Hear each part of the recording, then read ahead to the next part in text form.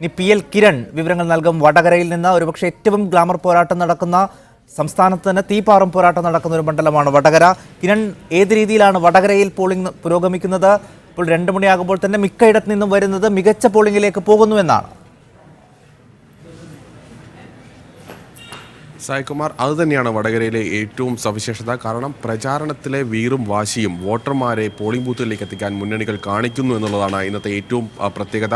വലിയ തോതിലുള്ളൊരു പോളിംഗ് ശതമാനത്തിലേക്ക് തന്നെ വടകരയും ഉയരുമെന്നുള്ള കാര്യം ഏതാണ്ട് നമുക്ക് ഉറപ്പിക്കാം. കാരണം കഴിഞ്ഞ തവണ 81.3 വടകരയിലെ വോട്ടിംഗ് ശതമാനമെങ്കിൽ ഒരു പക്ഷേ അത് മറികടക്കാനുള്ള സാധ്യത കൂടി ഇപ്പോൾ കാണുന്നു. അതിന് ഏറ്റവും പ്രധാനപ്പെട്ട കാരണം ശക്തമായ പ്രചാരണം, ശക്തമായ മത്സരം. ഇടതുമുന്നണി മണ്ഡലം പിടിക്കാൻ ഉറച്ച് ഇടതുമുന്നണിയും അതുപോലെ മണ്ഡലം നിലനിർത്താൻ UDF-ഉം ഇറങ്ങി പുറപ്പെട്ടതിനെ തുടർന്നുള്ള ആ പ്രചാരണ കോലാഹലങ്ങൾ, അതിൻ്റെ അന്ത്യം കുറിച്ചുകൊണ്ട് ഇപ്പോൾ ഏതായാലും ആളുകളെ എത്തിക്കാനുള്ള മുന്നണികൾ കാണിക്കുന്ന ഈ ആവേശം, അതുതന്നെയാണ് നമുക്ക് പോളിംഗ് ബൂത്തുകളിലും കാണാൻ സാധിക്കുന്നത്. കാരണം കാലത്ത് മുതൽ വലിയ തോതിലുള്ള പ്രവർത്തകർ അല്ലെങ്കിൽ വോട്ടർമാരുടെ ഒഴുക്ക് ബൂത്തുകളിലേക്ക് കാണാൻ സാധിച്ചിരുന്നു.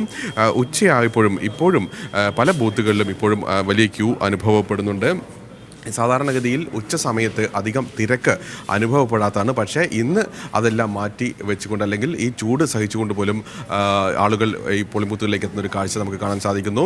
ഏറ്റവും പ്രധാനപ്പെട്ട കാര്യം, ഏറ്റവും അധികം വടകര മണ്ഡലത്തിൽ ഏറ്റവും കൂടുതൽ വോട്ടിംഗ് രേഖപ്പെടുത്തുന്നത് 2 നിയമസഭാ മണ്ഡലങ്ങളാണ്. അത് തലശ്ശേരിയും അതുപോലെ തന്നെ കൂത്തുപറമ്പുമാണ്. രണ്ടും ഇടതുപക്ഷത്തിന് വ്യക്തമായ മേൽക്കൈ ഉണ്ടാകുന്ന മണ്ഡലങ്ങളാണ്. ഈ 2 മണ്ഡലങ്ങളാണ് ഇപ്പോൾ ഏറ്റവും കൂടുതൽ, വടകര മണ്ഡലത്തിൽ ഏറ്റവും അധികം പോളിംഗ് ശതമാനം ഉയർന്നു നിൽക്കുന്നത്.